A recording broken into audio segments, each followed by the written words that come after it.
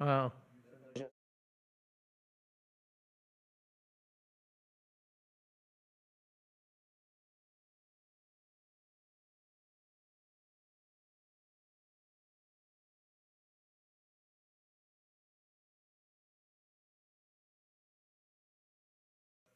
Uh, well, I was tasked to report the DNR response by our Secretary Roy A. Simatu on the onslaught of Typhoon Odette. Well, first, on the clearing of roads and our initiative to help the people, no, na magkaroon na po sila ng mga kahoy, namigay na po ng mga chainsaws na ipahiram na po sa mga local government units sa Central Visayas, wherein Bohol po nabigyan, ang Cebu, Negros Oriental, at sa Palawan naman po ang Puerto Princesa at ang Taytay po ay nabigyan na rin po. At sa Surigao at Siargao po and sa Dinagat Island po ay nabigyan na rin po ng mga chainsaw para po magamit nila.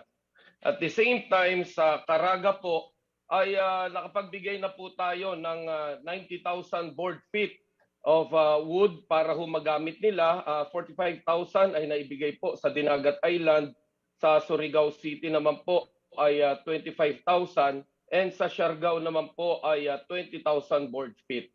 Now on the report naman po, when it comes to dito po sa Surigao ay nakapagbigay po ng 2 tons na relief goods po ang DNR sa tulong po ng ating Philippine Air Force na po. And on the report of the on the Siargao inspection and operation dated December 20 and 24, December 2021, the local government of Siargao headed by Governor Francisco Tino Matugas and the Department of Environment and Natural Resources agreed that the people residing in the coastal areas will no longer be permitted to return.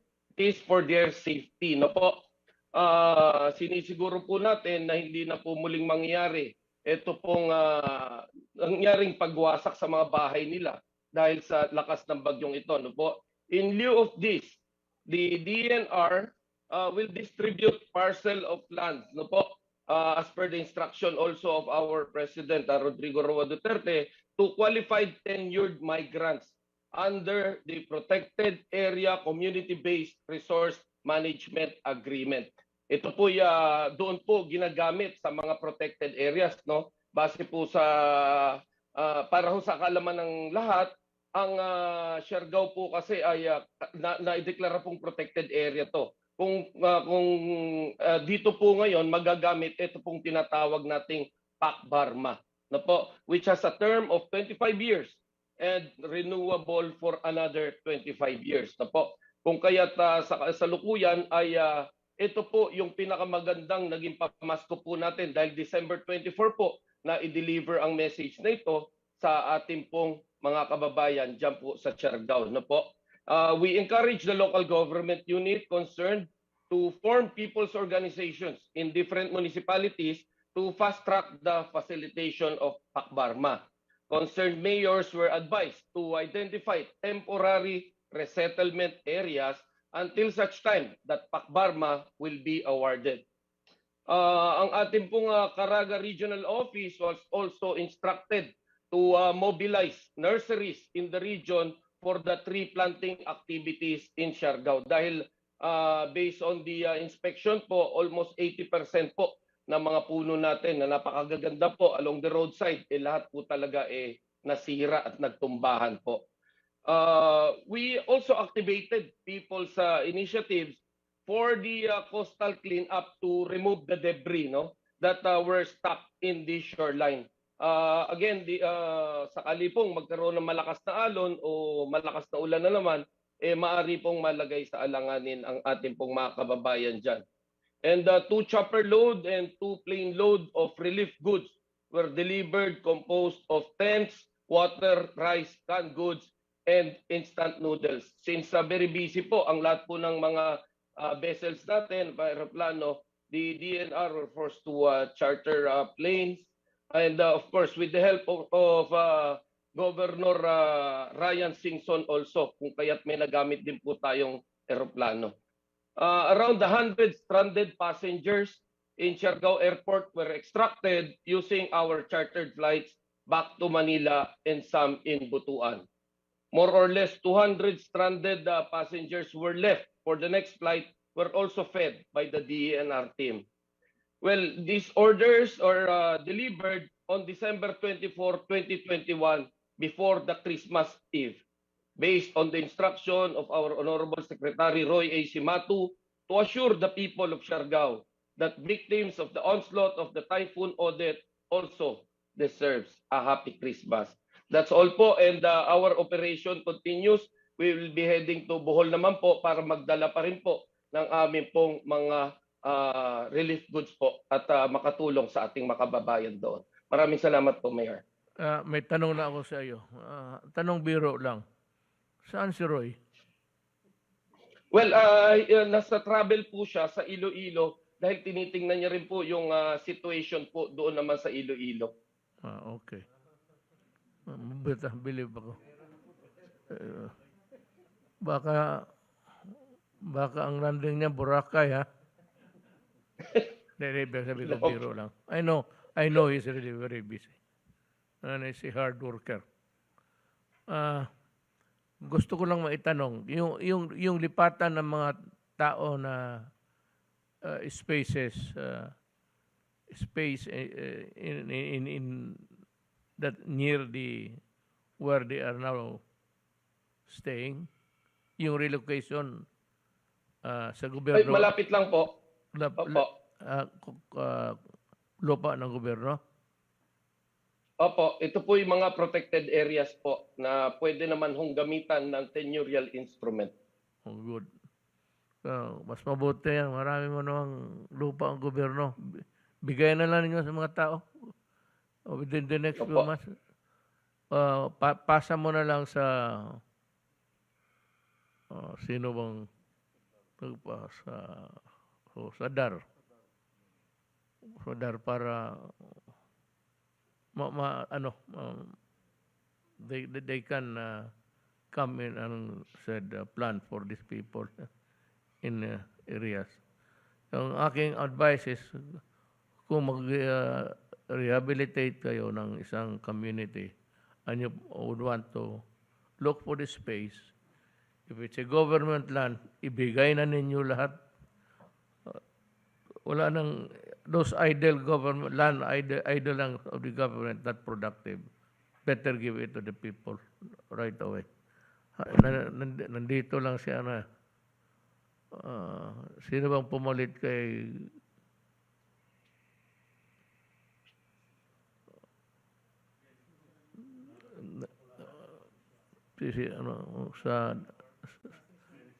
sa DAR? Babae? Dating undersecretary. Idagdag na lang niya yan doon sa land reform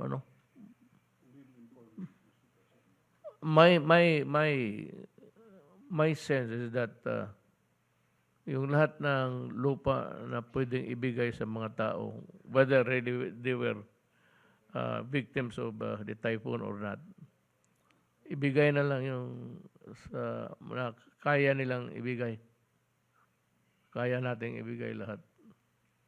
Wala naman tayong maraming tao talaga. And, if you want to improve the place, you have to deal with the people. And most of them are marginalized or are really very poor na walang malipatan.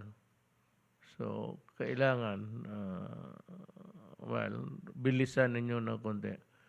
Pero si Casillones made a good, for the time that he was with the cabinet, he made a significant act of giving so many lands. I think malaki ang naibigay natin sa gobyerno.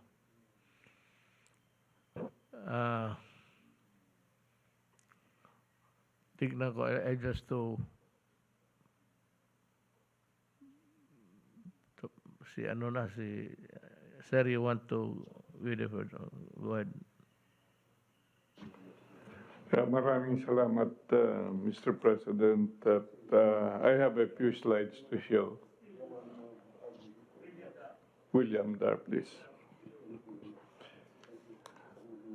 Mr. President, Senator Bongo, E.S. Bong Medialdia, fellow members of the Cabinet, gusto kong ibahagi po yung aming ginagawa sa Department of Agriculture, of course, always in partnership with various departments of government, including that of the private sector.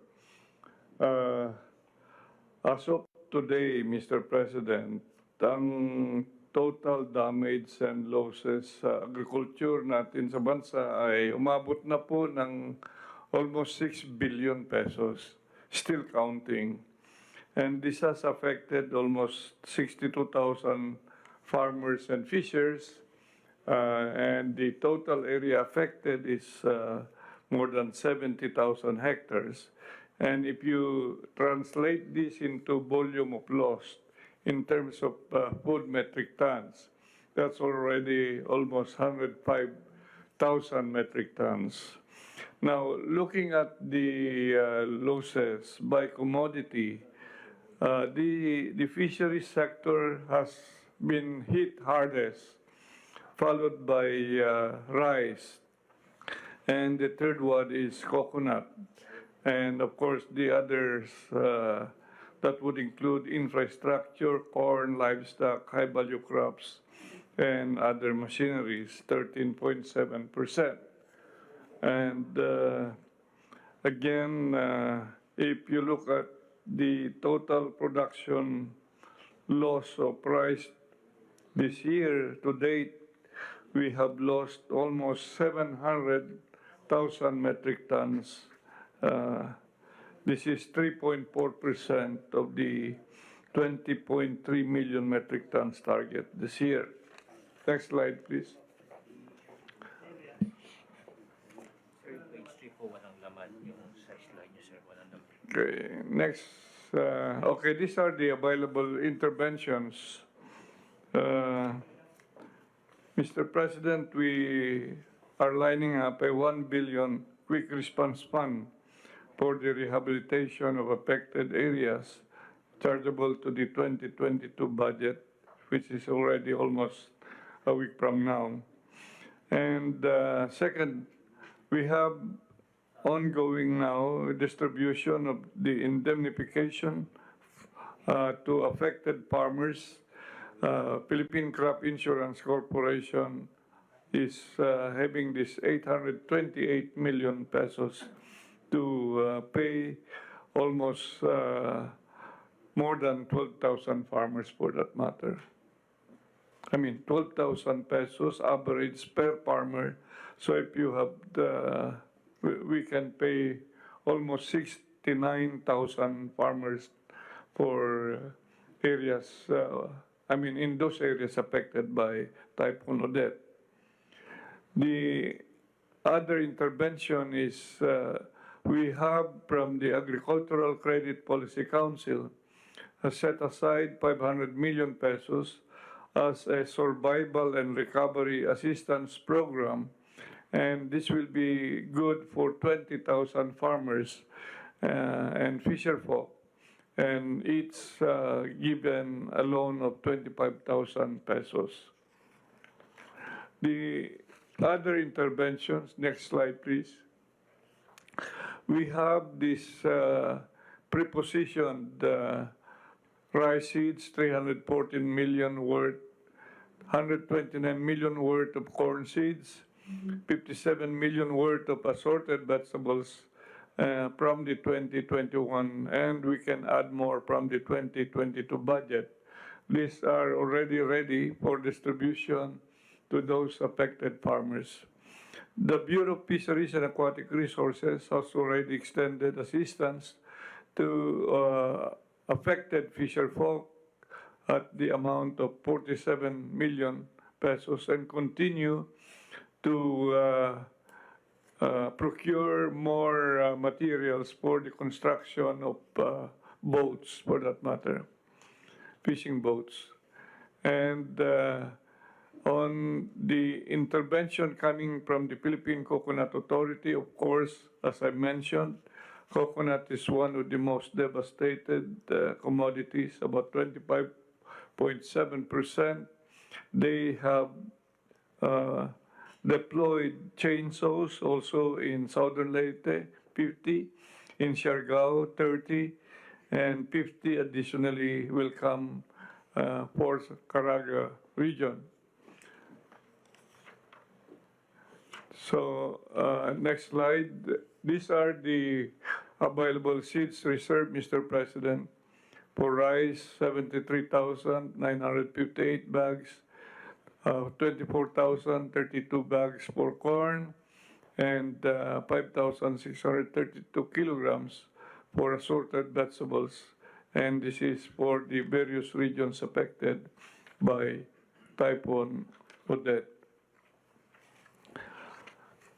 Next slide will give us the details where the Crop Insurance Corporation will be distributing the indemnification. So here it is shown by region, Region 4B, 6, 7, 8, 10, and Caraga. So the giving of this indemnification, Mr. President, starting already. Next slide, please. Now, these are the activities we have done prior to the coming of the Typhoon Odette with the early warning given by the USTP card and also the activities that we did during and after. So as number one, we advise farmers and fisher folk to harvest matured produce. And along this area, we have saved about 655 million pesos. Number two is the prepositioning of seeds for rice, corn, high-value crops, drugs, and biologics for livestock and poultry. Then we, after the typhoon, we did conduct rapid damage and needs assessment, both ground and aerial documentation. We continue also to monitor food supply situation from, in those affected areas and mobilizing food supplies like rice from areas that are surplus. And so far so good, Mr. President. We do not have a big problem in terms of rice.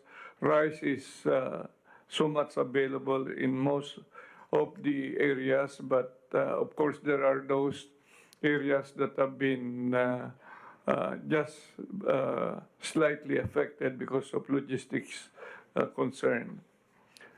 Next slide. Yes, debris management and provision of planting materials have been started. We also mobilize the Kadiwa on wheels. We now have the facilitation of this insurance or indemnification, including that of loan programs, and the provision of and repair as well of fishing boats. We continue to manufacture through our procurement agents fishing boats that will be distributed to the affected areas, Mr. President. Next slide. This is what I was saying, that as a result of the early advisory of the department, we have saved almost 655 million worth of rice and corn. Now, before closing, Mr. President, we would like to assure the public that mayroon tayo pong sapat na pagkain. Of course, we just need to mobilize them from one area to the areas where they are needed most. And we hope that we would like also to mention that on top of what is now mentioned here, we are still having about 3 billion pesos that will be distributed these next 5 weeks for this rice farmers financial assistance. So, nandyan lahat po ang tulong ng national government, and we are in partnership with local government units to see to it that the farmers and the fishers are properly attended to and supported, Mr. President. Marami pong salamat. Maraming salamat, Secretary Da.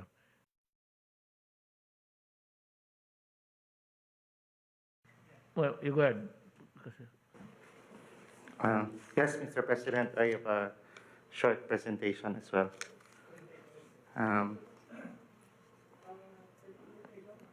Mr. President, and to the members of the Cabinet, good evening. You just go ahead, they can hear you. I'll explain first, Mr. President, the effect of the typhoon.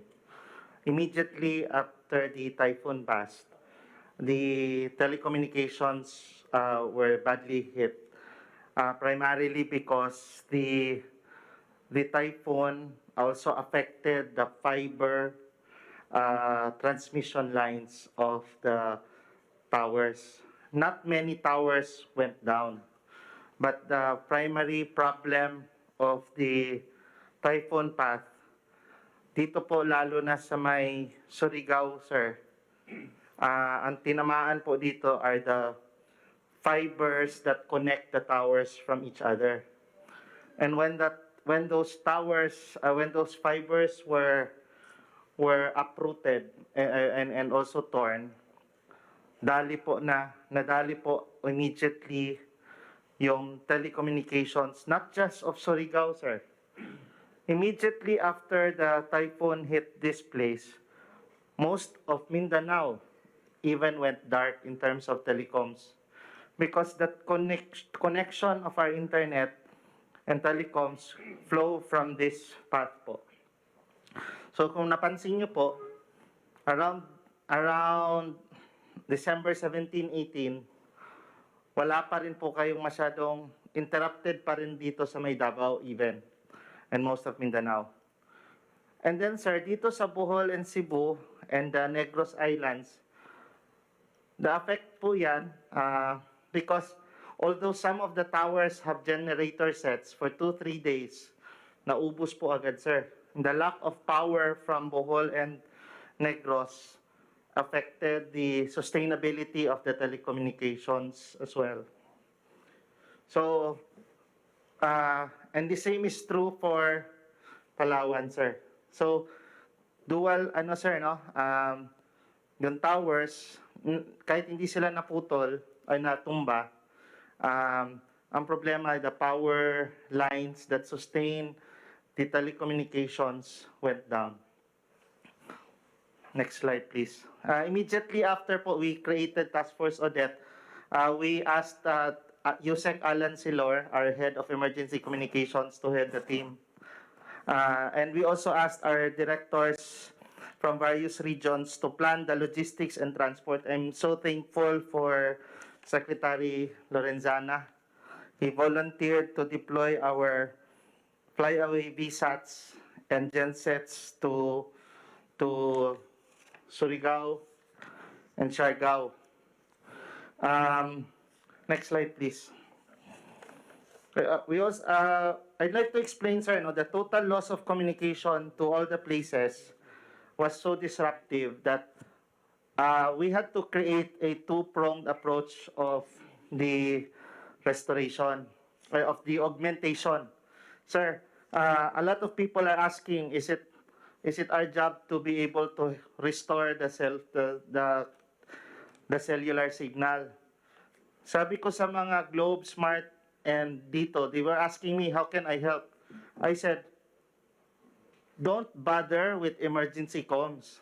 Your job is to restore immediately what you can with your service. Concentrate in restoring your service.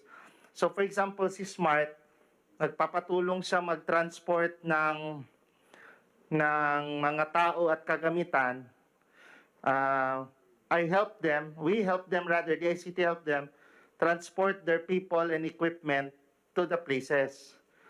Because sir, for example, noong December 17, they were lining up like normal people in the ports. So, we asked I called the PPA, sir, to say, paunahin mo yung smart and telco people aboard with all their equipment. So they had to jump the line, sir. So sorry na lang for all the passengers sa sama ng tingin, but we really asked them to prioritize the telco. So our two-pronged approach, Mr. President, is that immediately we have to first provide emergency communications to the local governments, primarily, sir, the governor and their mayors. So for example, sir, when you asked us to go to Surigao and Siargao on December 19, we went there, sir, and I'll show later, we were brought to by chopper. People were congregating, they were so happy and said, we don't have food. We just have one sat phone. And when we went there, when we arrived there, they were so happy, sir, because at long last, Mayor Elizabeth Matugas will now be able to communicate with her brother, the governor of Surigao. So that's how bad it is, sir. 3 days na po yun. So it's really important that we are able to give sat phones to the mayors. And the same is true pala with Bohol. Governor Artiap was breathing on my neck, asking for sat phones for each of his mayors. Okay, sir. The second approach, sir, is yung connect tawag. Now, it's so difficult, sir, because when we go to a place, they'll see that we have restored the signal through VSAT. People begin to congregate, and it's so heartbreaking because we keep on telling them, this is for the use first of emergency coordination. But people will really congregate and say, can we ask, can we call? So we also have to establish Connect Tawag Center, sir. I'll go through the restoration, the response on a per province. Mabilis lang naman, sir. Can you go to the next slide? Sir Siargao, sir, that's what I was saying. Yusek Silor instructed Mayor Beth, she's the mayor, sir, and we gave her as one sat phone. And immediately, sir, all of a sudden, that same day, for after 3 days, she was already able to coordinate with Governor Matugas, her brother. This was December 19. And then, sir, the other thing that we needed is to restore communications on the Siargao Airport. When you arrived here on December 23, sir, that was made possible because if without communication, you cannot land the plane because you do not know if the airstrip is clear, sir. So we needed to, you need to know, somebody's got to say it's okay. Kasi nangyari, sir, people are in the airstrip, sir. And then, sir, malaking tulong din ang mga telco. Di talaga nila maiwasan. So they have this mobile cell sites then, which they help augment. So sabi ko, okay na yan because why did Smart do this? It will really take time for them to restore the tower-based telecommunications, sir, because problema yung power at putol pa talaga yung mga certain transmission. Next slide, please. Sa Dinagat, sir, we provided the VSAT for the EOC, sir, for the OCD. And then ganun din, sir, si Governor, sir, parang sobra na siyang tuwa na meron na siyang sat phone because this was December 20, sir. 4 days na rin po, wala pa rin silang pantawag. So they could not contact, sir. And this was in response to your, this was December 19 din, sir. Sunday ng gabi, sir. So, next, sir. Sa Surigao, sir, we now have the Connect Tawag Centers. So, people are now able to go to the Connect Tawag Centers to call. Ito po yung emergency, mayroon po tayong emergency vehicle, sir. Ito po, sir, pinadala po namin to, sir, bago magbagyo. Kaso nga lang, ang dami talagang sinagasaan ng bagyo, sir. So, meron pa tayong pinadala din ganitong mga move, sir, sa Bohol, sa Cebu, and then sa Palawan, sir, we really just had to fly away VSAT, sir. In Visayas. Ayan, sir, oh. So, yung dinudumog na ng tao yung mobile cell site, sir. So, this mobile vehicle, sir, serves as a mobile tawag center, sir. This is in Bohol, in Negros Occidental, sir. Ayan, sir. Yan, ganito kalaki yan, sir. Tatlo yan, sir. May malaking, parang malaking truck, may Land Cruiser at saka motor. Lahat po yan, sir, may radio, tapos may wifi din at VSAT. Tapos si Governor Gwen po, binigyan din na po natin ng, sa kanya po to, binigay po nilagay po namin sa Cebu. This was, late na po to, sir. This was December 22. Magpapasko na, sir. So, ito, sir, she really waited for this to come. Next, sir. Sa Palawan, sir, thank you to the Philippine Coast Guard, sir. Si Philippine Coast Guard po naglipat nito from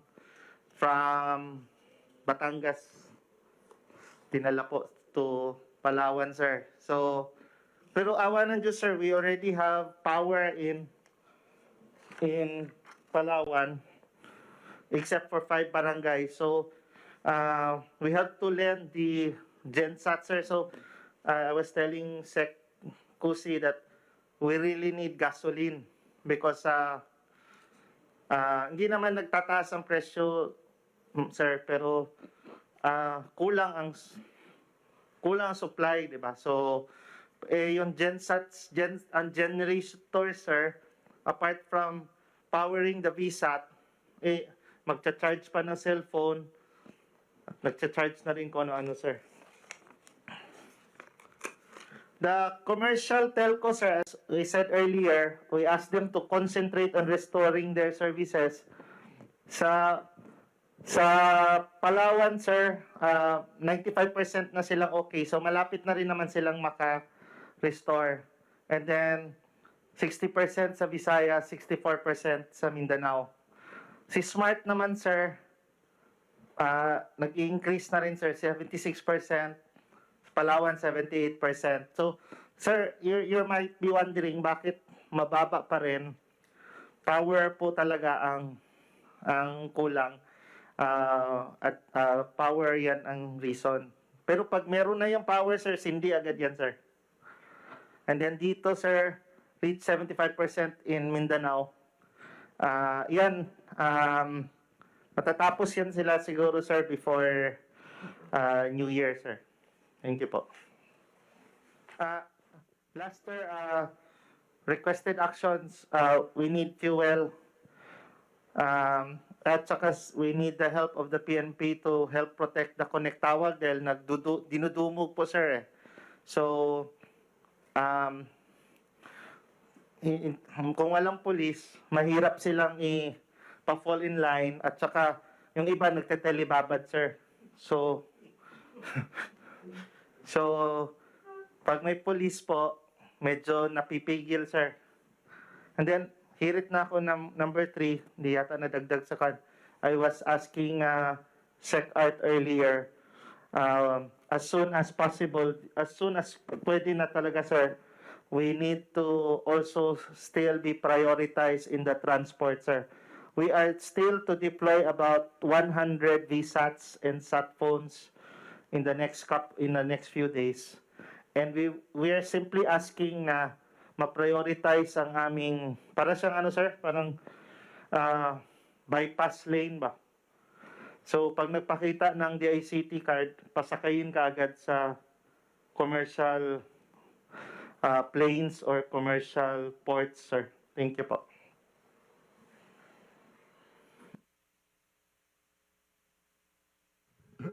I will call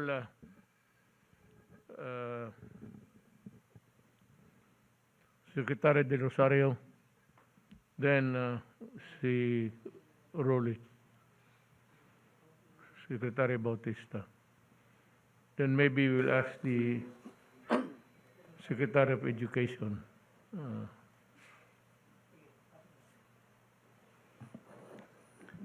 Thank you, Mr. President. Fellow cabinet members, ladies and gentlemen, good evening. Sir, I'll be giving an update on the department's response to Typhoon Odette on the extent of damage to residential houses in the affected areas. We have a total of partially damaged 339,327 and totally damaged 167,077 for a total of 506,404. Actually, this is not the final figure because as of yesterday, Mr. President, it was only 478,000.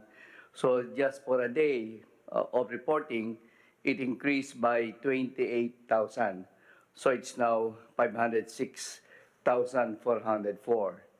And from the damaged houses, we can see among the regions where the Typhoon Odette hit the different areas. And basically, it concentrated into 5 regions. Region 4B, Region 6, Region 7, Region 8, and Region 13. Based on our estimate, the total and partially damaged houses may reach to about 600,000, Mr. President. Next slide, please. This is shelter assistance provided by the International Organization for Migration and USAID. It distributed shelter-grade tarpaulin sheets which can accommodate one family of 4 to 6 members with a size of 4 by 6 or 24 square meters. A total of 5,598 shelter-grade tarp sheets were handed over to the LGUs in Cebu, Bohol, Southern Leyte, and Region 13. Pinakamarami, sir, sa Region 13 because of the damage in Dinagat Islands and Siargao. Also, coordination was made with the Philippine Coast Guard for the distribution of the following tarpaulin sheets: 14,000 shelter-grade tarpaulin sheets, 250 modular tents for evacuation centers, and 1,310 solar lamps. And likewise, it has available 1,000 shelter repair kits for distribution, composed of GI sheets, lumber, plywood, tarps, nails, and carpentry tools. Today, 700 kits arrived in Butuan City, and these will be distributed mostly in the Siargao and Dinagat Islands. In Southern Leyte, 300 kits will arrive in Maasin on December 31, 2021. And all this is through the assistance provided by the International Organization for Migration and USAID. Next slide, please. This is the National Housing Authority Shelter Assistance per instruction of the President, wherein we are to provide 5,000 cash assistance to initially to 97,500 families worth 487.5 million pesos in Region 4B, Region 6, Region 7, 8, 10, and 13, composed of 16 provinces, 5 cities, and 1 district, which is Siargao. And the total number of beneficiaries is 97,500 for a total of 487.5 million pesos. The distribution is started today and expected to be completed by Wednesday, Mr. President. And ways forward to complete the 100 million commitment per province by the President. This will be completed by January of 2022, Mr. President. And the procurement of housing materials for targeted island LGUs with on-site delivery of the construction materials will be undertaken from January to March of 2022 because of the procurement process and the delivery of the construction materials, Mr. President. Next slide, please. Now, on the part of the Pag-ibig Fund, the 12 million members of Pag-ibig Fund, especially those living in the identified affected regions, 6 regions, we allocated 5 billion as calamity loan for members in areas affected by Typhoon Odette. And the calamity loan, every member can borrow up to 80% of their total Pag-ibig savings with the lowest interest rate of 5.95 per annum and payable of up to 3 years with a grace period of 2 months. In this scheme, Mr. President, if a Pag-ibig member will borrow 20,000 pesos, they will pay about 600 per month for a period of 3 years. And they start paying on the 3rd month once their application was approved. And they can apply online. If the communication is stored in their respective areas, they can apply online to avail of the calamity loan. And we have allocated 5 billion for that. Next slide, please. So that's all, Mr. President, with regards to our shelter assistance. Salamat, Secretary De Rosario. I'll give the floor to Secretary Bautista, DSWD.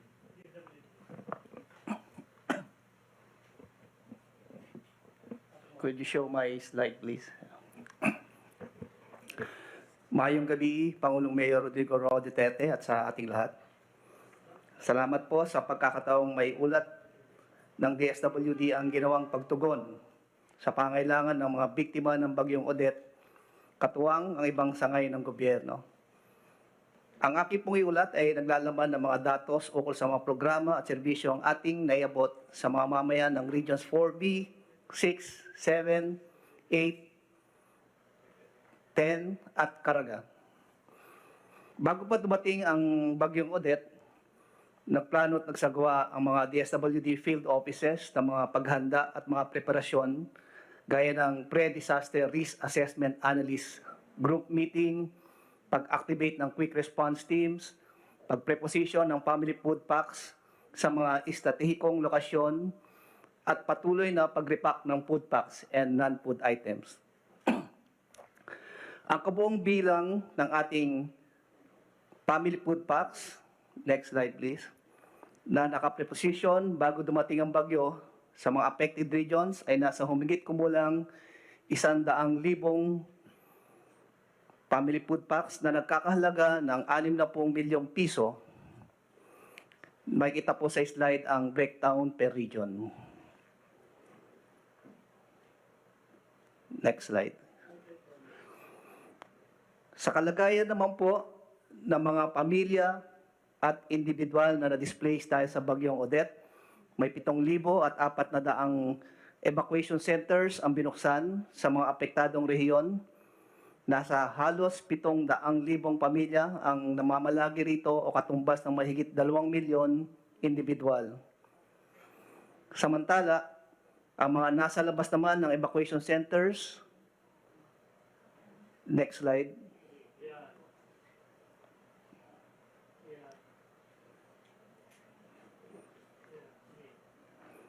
ang nasa labas naman ng evacuation centers ay halos nasa 260,000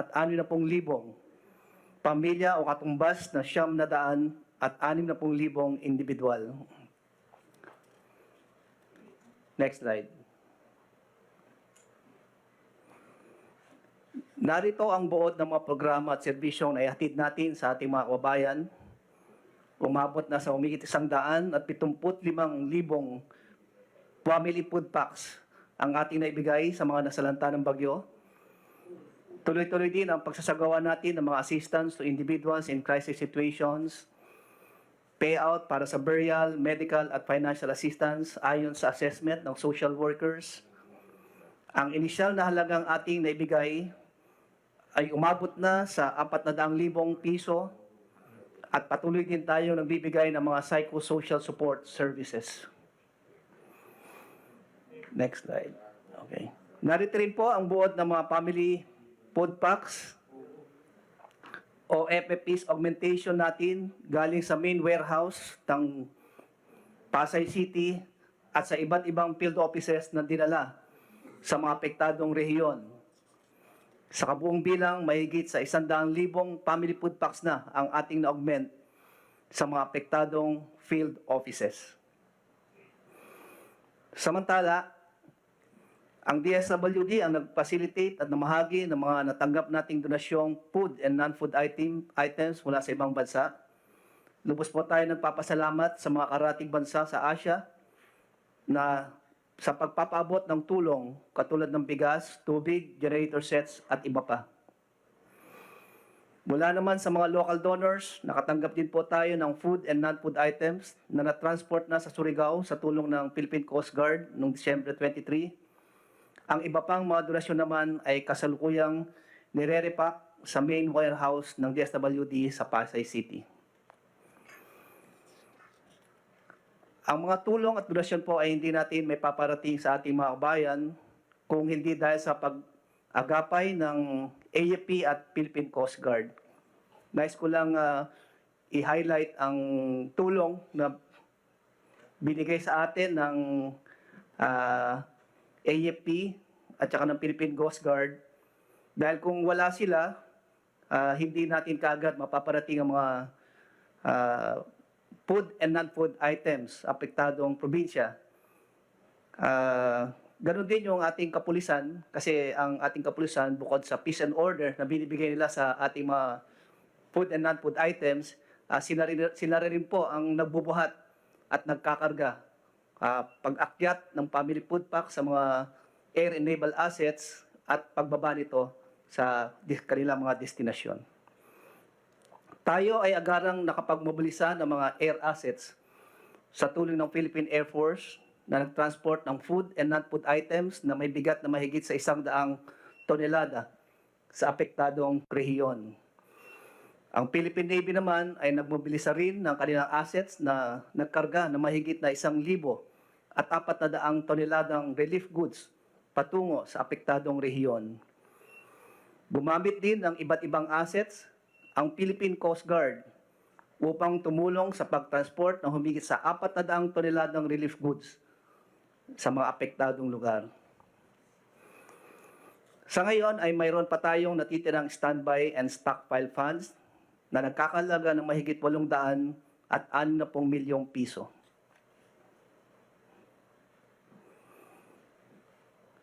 Kasalukuyan ay patuloy tayong namamahagi ng mga food and non-food items at financial assistance sa pamamagitan ng AIX, lalo na sa mga bayan na malubhang nasalanta ng Odette. For the information ng ating Pangulong Mayor Duterte, ongoing po ang payout natin sa Dapa, Siargao, at ang target po nating beneficiaries dito ay 14,000. Also, within this week, magpipayout din po tayo sa isang munisipalidad at isang syudad sa Negros Oriental. Meron din po tayong payout sa Bohol na more than 100,000 beneficiaries at 6 na priority areas sa Palawan, approximately 50,000 beneficiaries. Tayo ay nakikisa rin sa pagsasagawa ng post-disaster needs assessment katubang ang mga LGUs at Department of Public Works and Highways.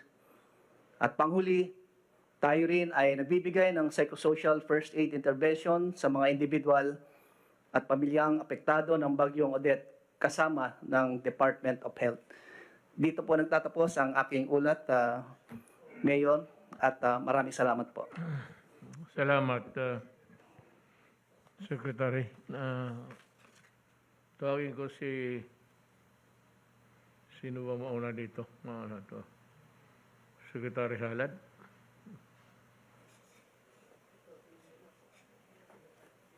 Good evening, Mr. President, to our cabinet secretaries and Senator Bongo and other officials. I will brief on the updates regarding the effects and damages and our disaster response in connection with Typhoon Odette. But this will be very brief, Mr. President, because I will be omitting those that were already discussed in detail by the earlier presenters. Next slide, please. So the total number of affected families, according to our latest situational report, is at 1,037,197 families. That is, or 4,049,438 individuals. This came from the 38 provinces and 11 regions affected by Typhoon Odette. And 9 provinces were hit the hardest. These are Dinagat Island and Surigao del Norte in Caraga, Southern Leyte and Leyte in Region 8, Bohol, Cebu, Negros Oriental in Region 7, Negros Occidental in Region 6, and Palawan in Mimaropa. As of the latest report also, Mr. President, we now have 389 dead, 64 missing, and 1,146 injured due to the onslaught of Typhoon Odette. Next slide, please. I'll be omitting this portion of the report, Mr. President, because these were already discussed in detail by the earlier presenters like Secretary Tugade, Secretary Cuse, Yusika Intik, and Secretary Mercado. Likewise, on the damages to houses, infra, and agriculture. Next slide. Next slide, please. In the response of the NDRMC, we are also talking about the different responses of the concerned departments and agencies, so I'll be omitting this report, Mr. President. Next slide. This is the summary of the logistics services that OCD coordinated. A total of 240,000 kilograms of assorted relief goods were flown utilizing transported utilizing air, sea, and land transportation assets of the Armed Forces of the Philippines, Philippine Coast Guard, other government, and private assets. These include 104,340 liters of bottled water and about 90,000 of relief items from the AHA Center of the ASEAN. Next slide, please.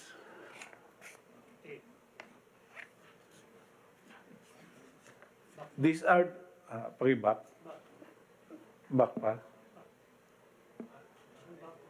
No, forward. Okay, anyway, forward.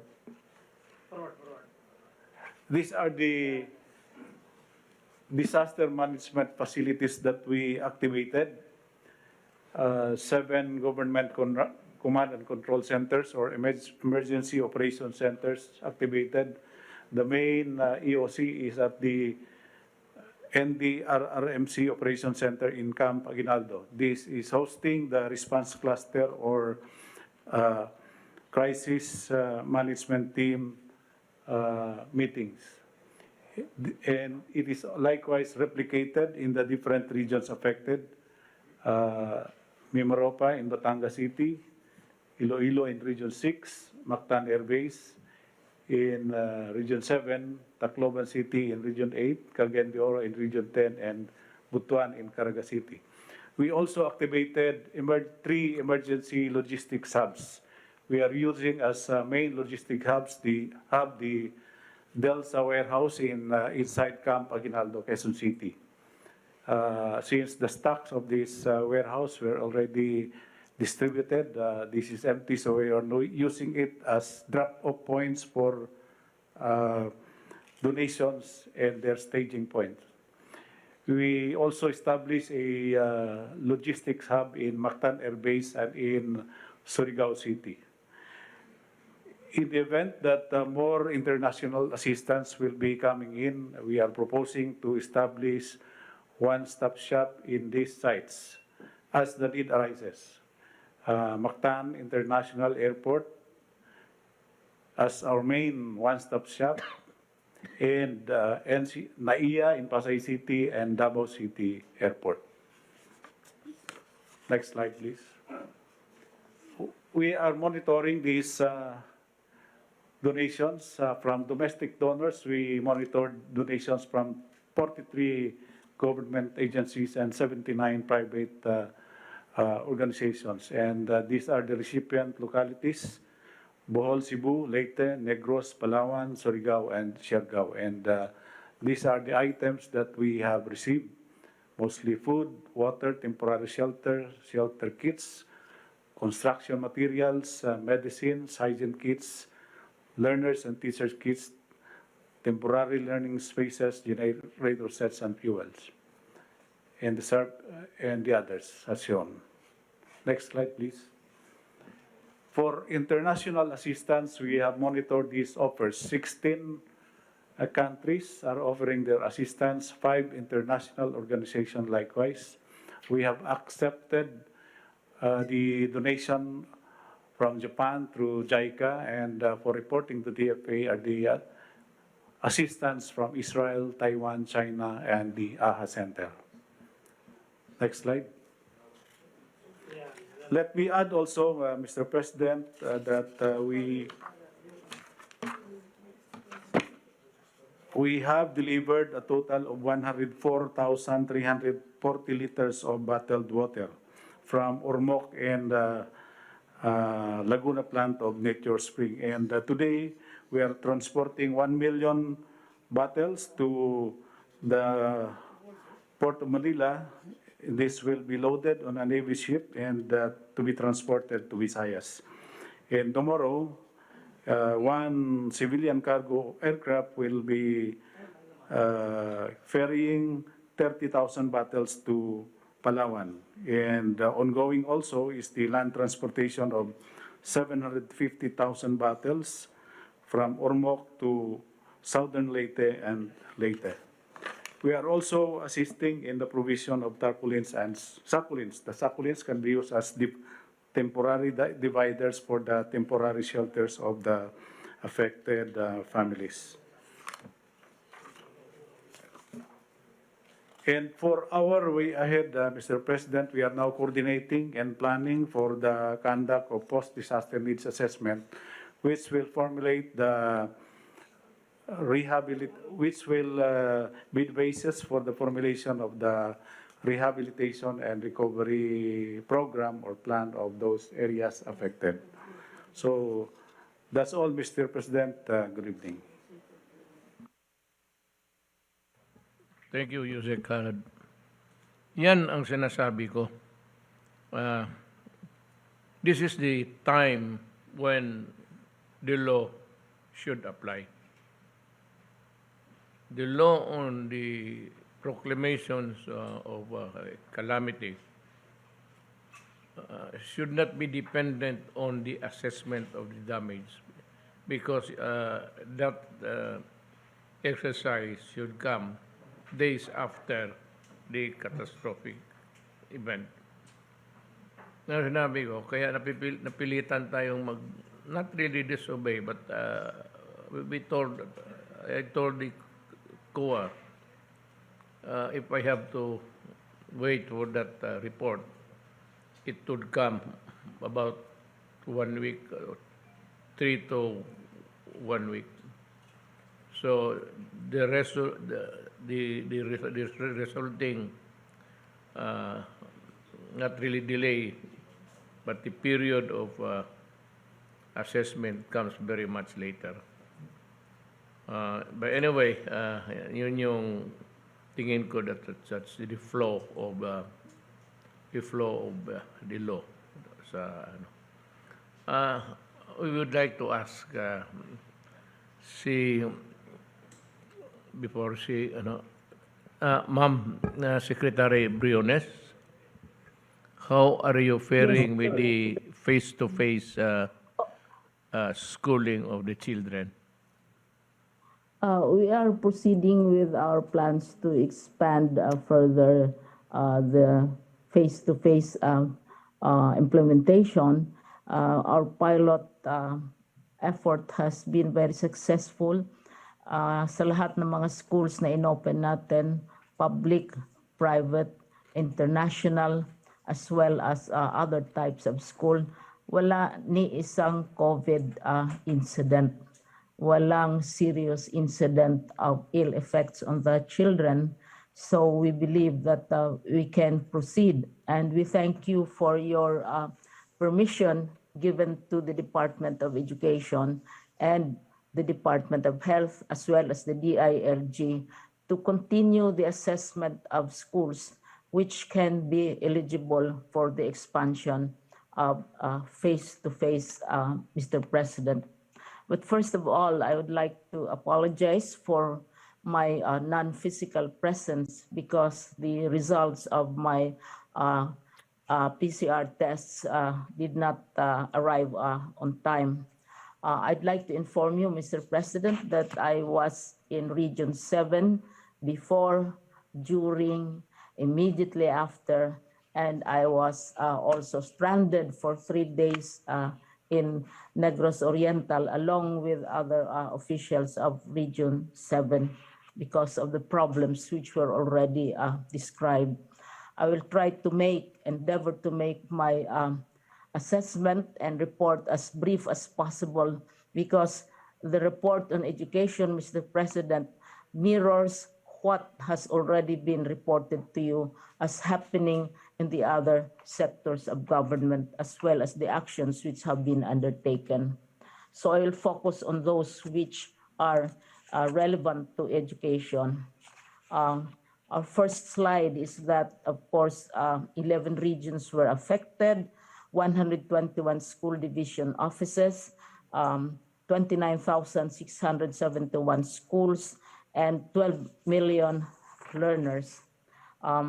I will not dwell long on the summary of hard-hit regions because the earlier reports already mentioned them, and our report also echoes to a great degree the extent of the damage of the typhoon. On the summary, please, can we continue with the slide, please? So I will not dwell long on that because you are already familiar, and you yourself, Mr. President, have seen the extent of the damage. These are specifically on the schools and our school facilities. Next slide, please. Immediately after the storm, I went down and visited, and there were still aftermaths. And I visited, for example, a school in Valencia Elementary School, which was run over by a huge tree and destroyed the roof. And it's also reflective of what is happening to the other government buildings. Next, please. This is in Puerto Princesa, Palawan, which all of us know was badly and severely destroyed, damaged by the typhoon. This is in Region 4B. Schoolhouses whose roofs have flown off in the fury of the winds and the rain. Okay, next please. This is in Southern Leyte, Himbangan Elementary School. I have visited most of them, Mr. President. As I said before, even during the storm, I was going around in Negros Oriental because I am used to storms, whether of the physical, the psychological, and whatever variety. Next, please. This, Mr. President, dramatizes what you mentioned a while ago, what happened to a school in Siargao. you'll see the middle building is really, it is as if it went through a grinder. And just behind, you mentioned the coconut trees falling down. You mentioned banana trees, coconuts, and that is proof, this photo is proof positive of what happened in Siargao and in many of the school buildings. Thank you. Next, please. Even as I have always been on record as reluctant for the use of public schools as evacuation centers, without hesitation, on the request of the DILG, we agreed that our public schools can be used as temporary evacuation centers. So we have 656 public schools, 3,671 classrooms also used as evacuation centers. Next, please. In our estimates, because Mr. President, we want to recover, we want to build, but we have to ask how much will it cost to bring us back to what we were before. Totally damaged classrooms, which have counted, and rehabilitate 1,316 partially damaged classrooms.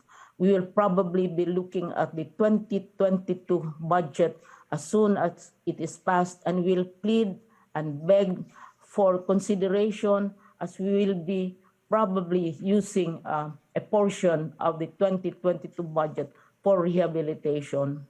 Next, please. So we also have a summary. We have been conducting a running total all the time because we knew the storm was coming. We know that every year storms come. So we have a running total of infrastructure damages, cost of repair and reconstruction, and those are the details, Mr. President. Thank you. Next, please. So we will need, back to the 73.43 million to replace the non-infrastructure damages and so on and so forth. We have tried to be as accurate as possible because this happens every year, ever since I was a child. And so therefore, we know what to expect and what to anticipate. Next, please. From the Quick Response Fund, one of your earliest instructions, Mr. President, was to check on our quick response funds if there is any leftover. It's already the end of the year, Mr. President, and we have counted, we looked under the pillows, we checked the posts, we looked at our coconut shell banks and so on, and we counted 3.8 million, which is still with our office.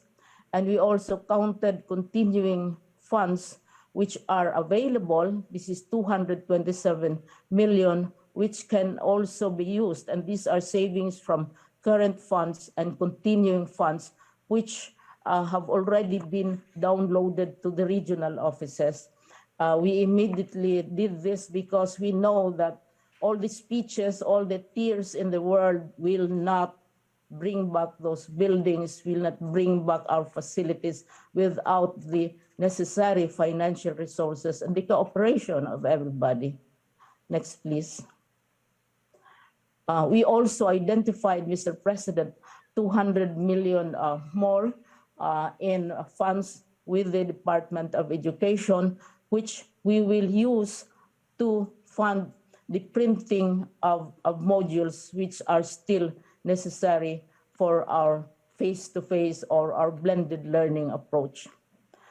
Only yesterday, Mr. President, you sent us instructions that we should also think of the communities. We think of the plight of our teachers, of our staff, and the children and their families. So we have been mobilizing. We have more than 200 partners from the public sector, the private sector, religious organizations, and we have been mobilizing them to contribute, to help out, since we cannot use public funds and for the purposes that was needed. So I encouraged and instructed the regional directors to start campaigns, and especially our own office in the central office, which is into partnerships. We have a group which does nothing but concentrate on partnerships with the private sector and with various groups. Mr. President, we encourage donations in kind and not necessarily in cash, so that we don't have to deal with the intricacies of financial accountabilities. So, Mr. President, these very briefly are the latest. To summarize, Mr. President, we will continue and we will endeavor to expand face-to-face classes. We survived 2 world wars, insurrections, revolutions, volcanic eruptions, floods, and all that, and schools continued to open. And this, Odette, will not stop us from continuing. Thank you, Mr. President. Yung Odette na yan, hinahanap ko pa ang gaga, babae ang Odette. By the way, ma'am, si Sal Panelo, kasama natin sa cabinet, Secretary for Presidential Legal Advisor. He was in Zambales this afternoon, and he was maybe campaigning, but he was able to manage to have a crowd, and most of them were teachers. Sabi ng mga maestra kay Sal to convey to me na ang mga teachers raw wala, nakalimutan ko. So sabi ko na tignan lang natin if there's any money. But you know, I'd like to inform you, ma'am, and the rest of the teachers all over the country that I have signed already the service recognition incentive and gratuity pay for the government teachers. So, in a few days, maybe ma-download na yan sa whatever is the mechanism for that. Pero ito yung matatanggap nila.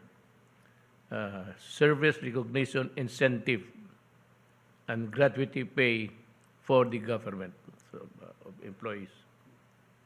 Thank you, Mr. President, for not forgetting the profession from which your mother spent and gave her life, professional life for.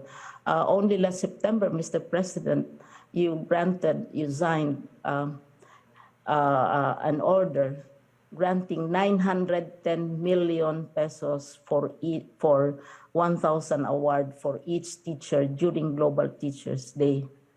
And we have endeavored to add more steps so that in the ladder of professions of the teachers, so that they can move even without waiting for the next person to retire. They can move within ranks. Also, they have special hazard pay. We also increased the uniform allowance, and they can spend the uniform allowance as they please. If they like their old uniforms, they keep the money. If they don't like their old uniforms, they use the money to buy. And as I said, they have special hazard pay, and we have never failed on giving them the benefits that you have promised them on time. However, this has to be according to law, and you have done this several times, more than any other president, more than any other administration. The movement of the salaries of teachers has been faster than those of other professions. Thank you, Mr. President, and thank you for that last 910 million, which you generously awarded the teachers, and now they are looking forward to what you also promised them. Thank you in their name. Thank you. It's already signed, ma'am. Napirmahan ko na to. So, for a few... Salamat, Mr. President.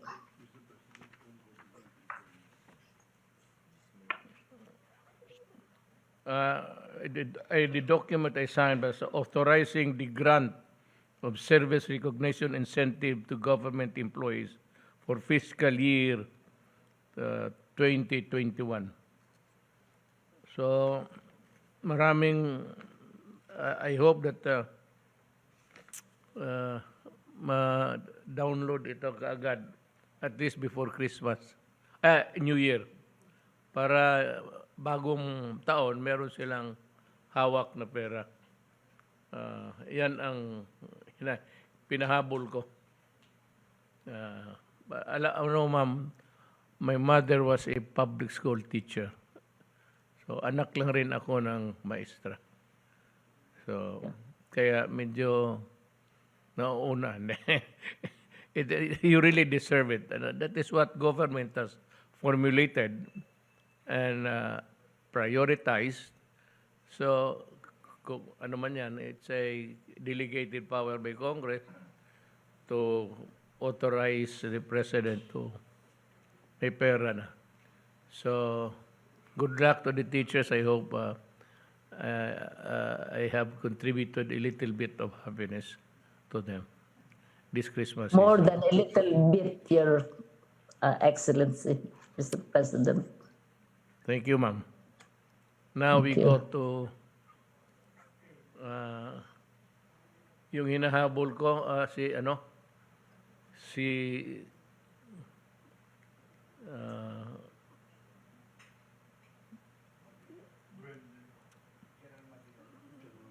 General Madrigal. Sir.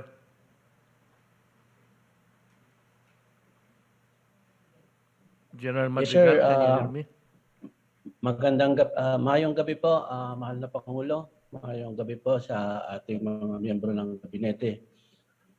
Sa ganun po ng Philippine Coconut Authority, katulad din po ng nabanggit na ni Secretary Dar, ito pong ating mga magnyonyog at ang industriya po ng nyog ay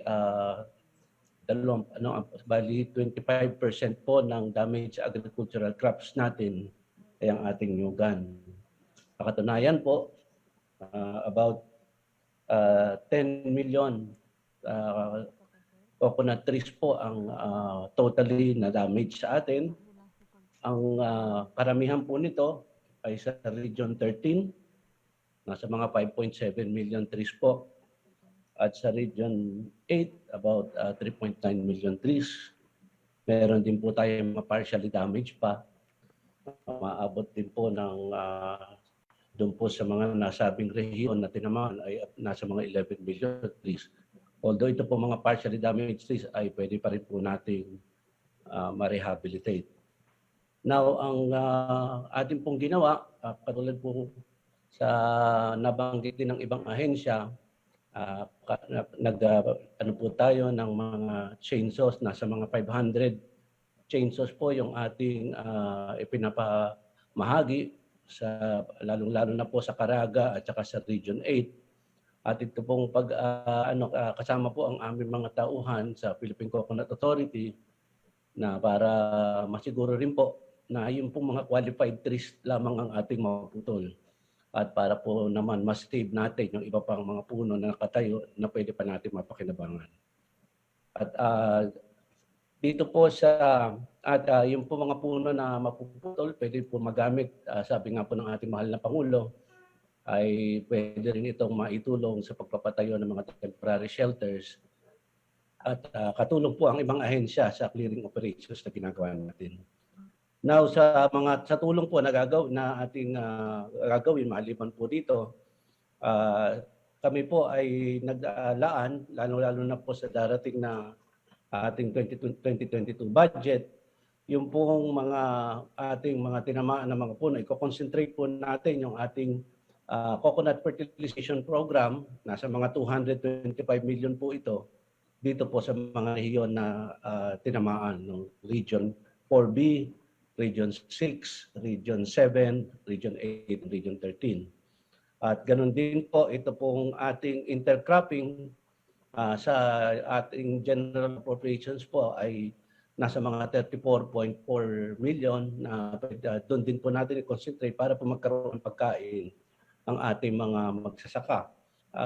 Ito po yung mga short-term crops, no? Short gestation crops, mga vegetables, at saka po mga ruminants na mga hayop na pwedeng mapakinabangan kaagad, hindi lamang ng ating mga magsasaka, kundi ng consuming public din. At ito pong, meron din po tayong yung pong incentivized planting natin, kahit po tinamaan yung mga o nasira, yung mga ibang mga pananim na inaalagaan ng ating mga magsasaka, ay patuloy natin bibigyan din ng incentive po itong ibibigay pa rin po sa kanilang incentive. At ito po, kung sa ating pong Coconut Farmers and Industry Development Plan, ngayon po ay ready na rin po kaming may komite. Dumadaan lamang po sa vetting ng mga apat na ahensya, babalik na rin sa pagkakasabi sa batas. Nakuha na po namin ang endorsement ng NEDA, ng DTI. At yun na lamang pong inaantay namin ay yung sa dalawang ahensya po, Department of Finance and yung pong Department of Budget and Management. At ito po ay nakahanda na pong maisumite sa ating mahal na Pangulo para maaprubahan at nang ma-roll out natin po natin ang matag ng iniintay na Coconut Farmers Trust Fund.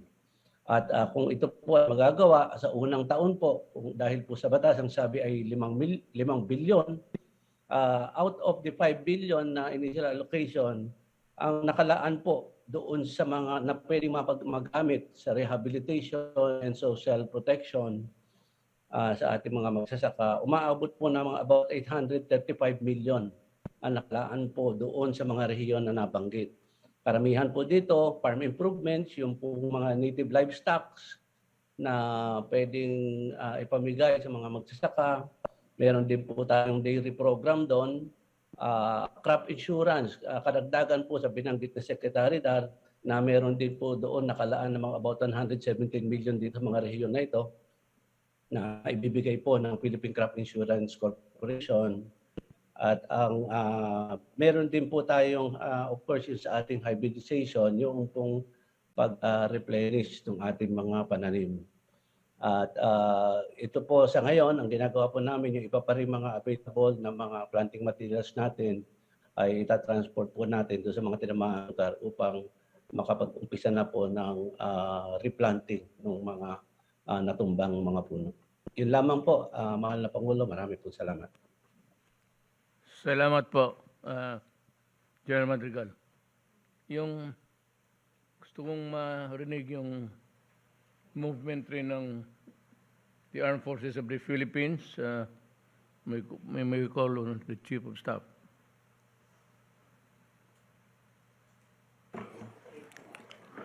Mr. President, Senator Go, Secretary Mijaldea, members of the Cabinet, good evening, sirs. Maayong gabi sa tanan.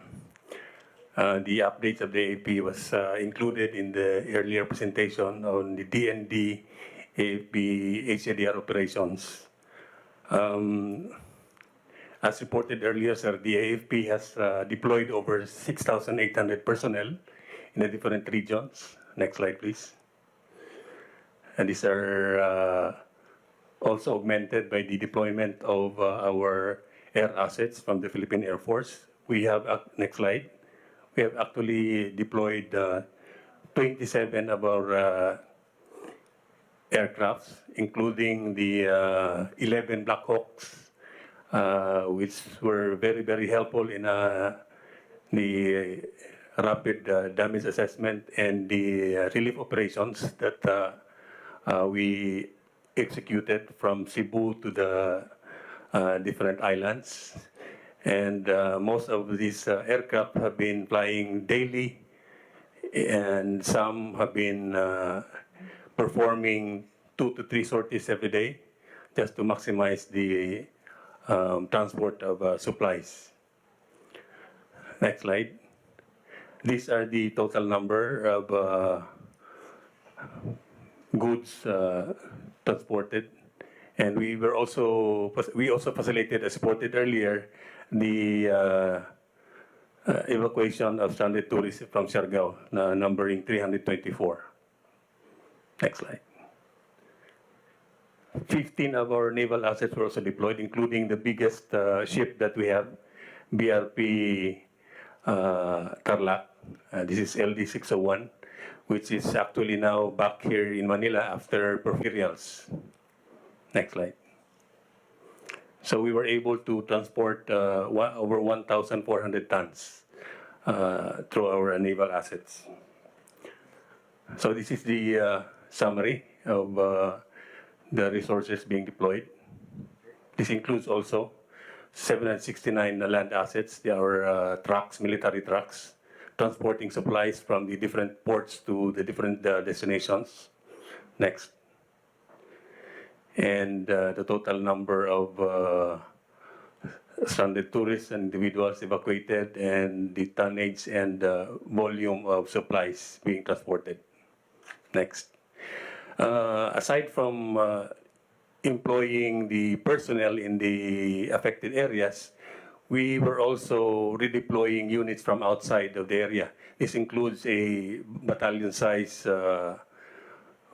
marine unit, the Marine Amphibious Ready Unit from Manila, deployed to Cebu, helping Visayas Command in its relief operations. We also deployed engineer construction teams from the Philippine Army. We have the 51st Engineer Brigade based here in Manila, sending teams to augment 53rd Engineer Brigade in Cebu. And also we have the 55th Engineer Brigade from Zamboanga and the 54th Engineer Brigade from Lanao del Sur, augmented to our engineer units in Cebu. We also deployed our teams from the Philippine Navy Construction Engineering Brigade and squadrons from the Air Force Engineering Wing. Joint Task Force Storm, these are the units from Katbalog and Samar, also sent out 34 carpentry teams to help in the reconstruction of damaged houses in Maasin and Limasawa Island. We also deployed our COMEL teams from Manila to help out in restoring signal capabilities of our units in Cebu and Bohol. We have been involved in the rapid damage assessment and needs analysis and the transport of relief goods. We also have the Civil Military Coordination Center. This one, sir, is a base here in Metro Manila. This is center is being used to accept donations from NGOs and from other agencies, and in coordination with the NDRIMC, we facilitate the transport and prioritization of the donations to the affected areas. And next slide. Next slide.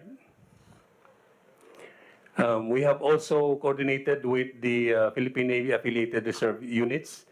Some commercial boats have been used for the transport of other cargoes.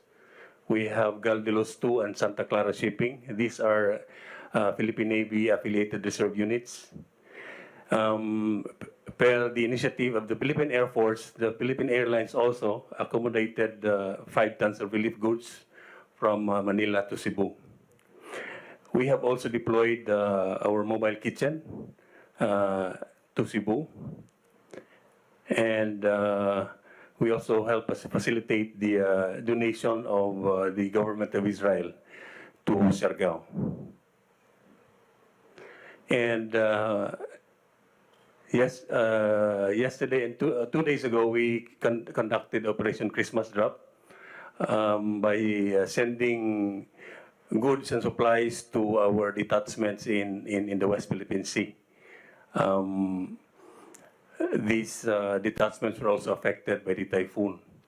So it gave much relief to our soldiers, thinking that, believing that they are really being taken care of even in being deployed in the remote areas.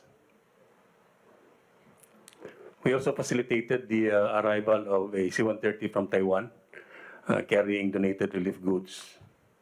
And per instruction of the President, sir, the BRPM Pangol is anchored in Siargao, and we added medical teams to augment the team here from Manila. These teams came from East Mincom and 4th Infantry Division to make the vessel a floating treatment facility. Next slide. Some of the pictures are shown. These were shown earlier, sir. Next. Next.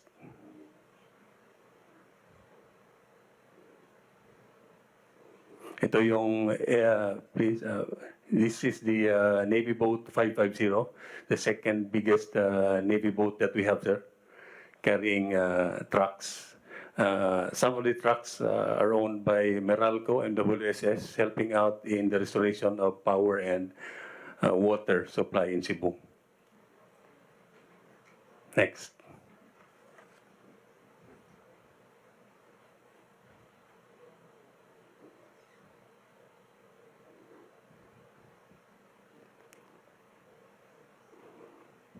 Next.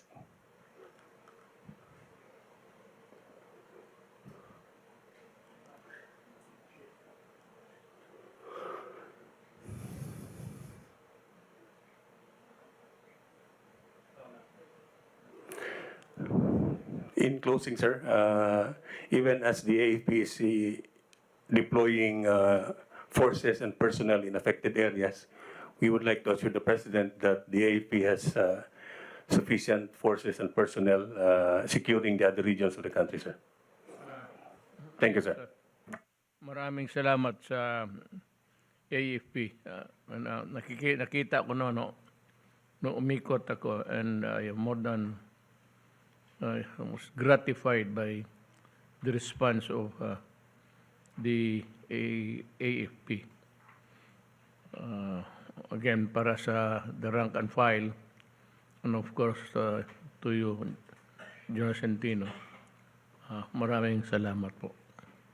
Now, I go now to the Police General Carlos for the updates.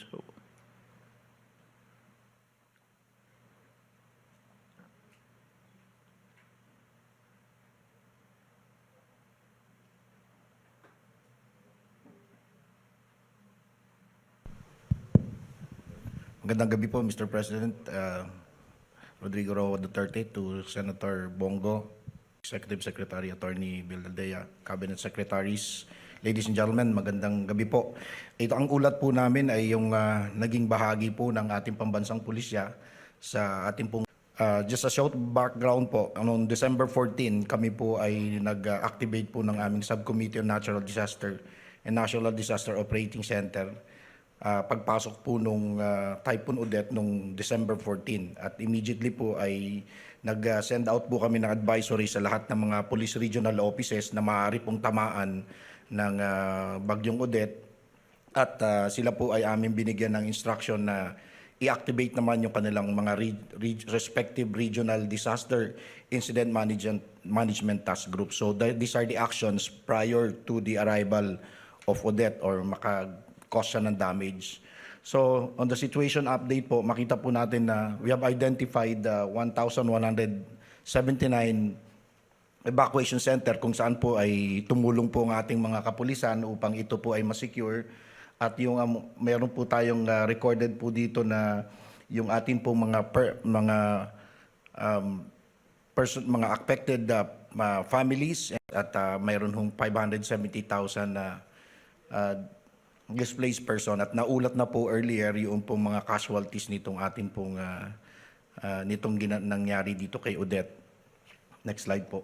Sa part naman po ng Philippine National Police ay meron po kaming mga kasama na ang kanila pong mga kabahayan ay naapektuhan din po. So that's about 6,214 households distributed po from the different regions kung saan po dumaan po itong si Odette. As shown on the screen po are some of the photos of the houses of our PNP personnel na damage din po. And also we also looked at At ito po ay nagkakahalaga po ng over 164 million. Yun po yung damages na na-estimate po ng aming engineering service. Next slide po. Sa aming pong deployment, meron 148 on standby. At yung aming pong RSSF, nakapag-deploy po kami ng 735 personnel at meron pa po kaming available na 6,145 personnel that can be deployed in case na kailangan pa hong mag-deploy ng ating mga pulis. At sa iba't ibang mga evacuation center, meron po tayong dineploy na 931 PNP personnel. Nagsagawa po tayo ng 254 rescue operation, 1,070 relief operation at meron po tayong na-rescue na 5,176. Makita po natin dito sa mga photos yung aming pong ginawang road clearing operations, yung pag-rescue, pag-secure po natin sa mga evacuation center at pagtulong po sa mga evacuation center at yung ating pong mga pulis ay atin din pong dineploy to secure yung mga vacated areas at yung pong pagpapanatili ng kaayusan sa mga lugar kung saan po nagkakaroon ng pag-ipon-ipon katulad po ng mga gas station o water refilling station na nakita po natin na dito po pumupunta yung ating po mga kababayan upang sila'y makakuha po ng supply. Next slide po. At ito naman po yung aming deployment ng aming po mga mobility asset. Ang aming pong water assets ay meron po kaming 43, 43 na patuloy hong nagsisilbi upang magamit ng ating po mga kapulisan upang maihatid yung mga tulong at yung ating po mga personnel ay ma-deploy. At nag-redeploy po kami, yung aming pong high-speed tactical craft ay na-deploy po namin sa Region 13 mula po sa Central Visayas at yung isa naman po ay nasa Dumaguete at yung isa pong rubber boat naman po ay nasa Bohol. Meron din po kami isang high-speed tactical craft na galing po sa Region 10 at na-deploy naman po makatulong po sa Region 13 sa Caraga. Next slide. Sa ating pong air assets, yung aming pong dalawang helicopter ay kasalukuyan pong nasa Tacloban at araw-araw po itong ginagamit upang maghatid ng tulong sa Southern Leyte. At yung tatlo naman po ay nandito pa ho sa PNP hangar dito sa GenAb dito sa NAIA at yung apat naman po ay ongoing po yung kanilang periodic maintenance. Po kahapon, nasa Southern Leyte na po ito kahapon. Meron din pong tumawid na po papuntang Surigao at yung isa naman po ay naglakbay papuntang Ormoc upang makatawid naman po papunta sa Cebu. So ito po ay gagamitin natin para makapagbigay po ng additional na supply na tubig galing po sa yung salt water or river water na maaari na bong itong maging potable o mainom na tubig. So the other mobility assets, nakadeploy po ito, 1,579 trucks, patrol cars at ito po ay kahit yung amin pong nandun po sa aming area police commands ay nagagamit na po namin yung amin pong mga man trucks para makapaghatid ng tulong sa mga lugar na apektado po ni Typhoon Odette. Ito po ay yung amin pong mga SAR equipment and communication equipment. Meron po kaming 65 generator sets na nasa on-site in different areas. 38 additional, meron pa ho kaming maaari pa hong ma-deploy. Ang amin pong satellite phones ay meron po na nasa 5 na nasa Region 6, 3 sa Region 8, total of 8 at meron po kaming available na 2 na nandun naman po sa Area Police Command for Visayas and Eastern Mindanao.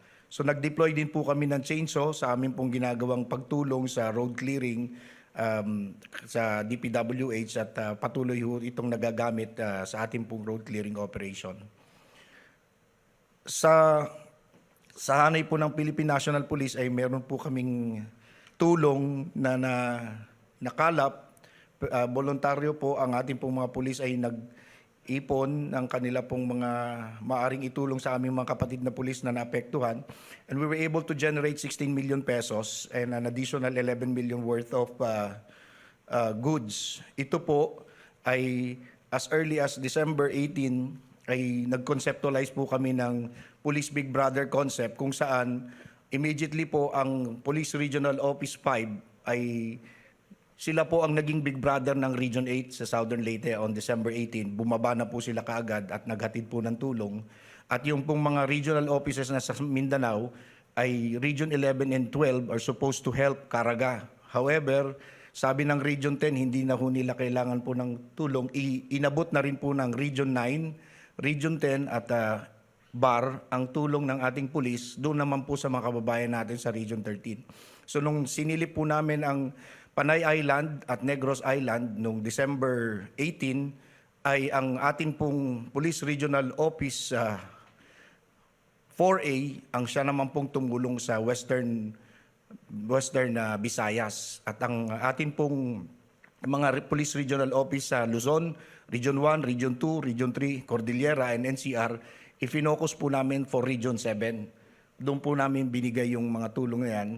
At dahil naging state of calamity po ang Palawan, ang buong Region 4B, iswining po namin ang tulong ng Region 1 to Palawan. So nagkaroon po kami ng Big Brother concept at yung mismo po ng pulis natin na po ang siyang magbibigay ng tulong sa amin pong pulis na naging biktima para po maayos ang kanilang bahay at maibigyan po ng tulong kaagad at mabigyan din po ng tulong yung ating mga kababayan.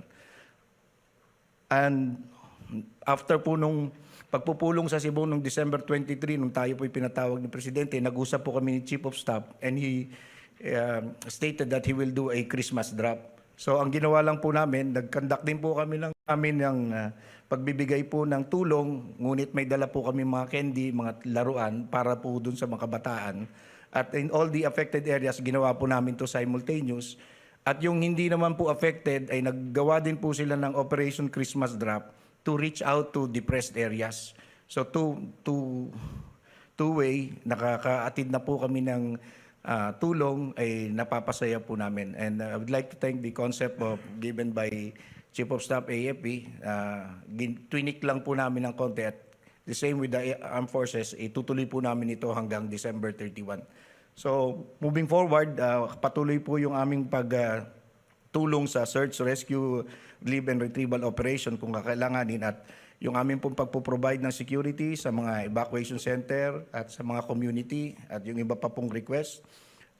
Yung aming pong available communication equipment, ang aming pong COMEL ay bumaba na rin po para matulungan yung aming mga opisina at yung aming pong pagbibigay din po ng tulong o security to other government agencies para po maibalik yung serbisyo o yung rehabilitation po sa mga iba't ibang bahagi ng naapektuhang lugar. Yung aming pong RSSF are to be deployed para po mapalitan na po yung napagod na po nating mga pulis, sila po yung makapagpahinga. So the new fresh policemen from the unaffected region will proceed to the affected regions to help out para makapahinga ng 1 linggo, then rotate naman po namin ulit. So tuloy-tuloy din po yung aming pong pag-deliver ng mga relief goods, mga generator sets na nanggagaling po sa aming pong mga partners and community partners at saka advocacy group. Just today, we received an additional generator set, food items, and other health and hygiene kits na binigay naman po ni Undersecretary De Bolsinas at yun naman po ay dedicated for Tabang Cebu. Nandun na po si Undersecretary De Bold sa Cebu, tatanggapin niya na po yun at ibibigay po namin sa ating pong mga kababayan sa Cebu. So that's the report po ng aming pong ating pong pambansang pulisya. Maraming salamat sa pagkakataon na nagiging bahagi po kami sa pagtulong sa ating pong mga kababayan. Magandang gabi po. Salamat po. When is the next Talk to the People? Next week. So you'll have a chance to, if there's anything that you will report or can report. Maraming salamat sa inyo. By the way, Sir, si General Carlos, there's a spike of hold-ups na riding on tandem. Somebody reported to me. So kindly look into this problem. Will go, sir. Will go. We'll do it. Thank you.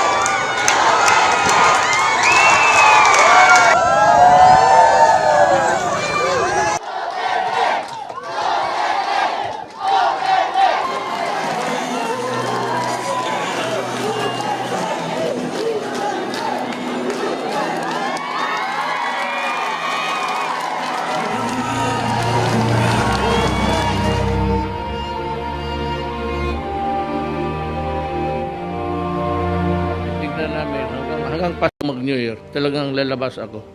Ganun, sabi ko mag-overtime kami, ang gobyerno ito, ibigay natin sa tao. Sabihin sa kanya, para naman kasi hindi mo pa alam.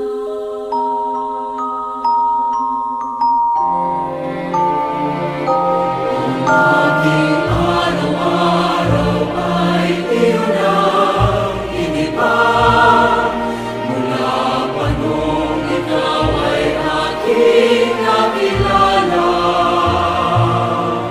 Inasayaw ang ikot ng aking munting mundo. Binigyan ng ang bawat kong pangarap yung pinalitan. Binigyan ako ng lakas, tiyaga at tapang darating ang bawat tanong at pag-aalinlangan. Dahil alam ko, ikaw ay katabi ko lamang. At sa tuwing pagsikat at paglubog ng araw, nagsisimula at wawakas sa salitang ikaw.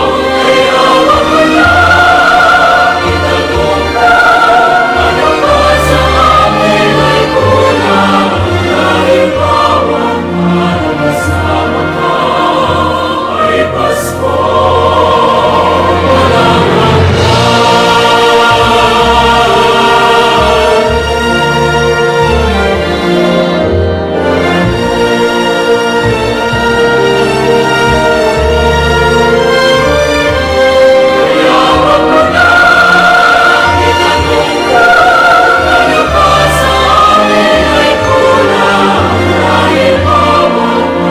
Makakalimutan at hindi ko kayo mapabayaan.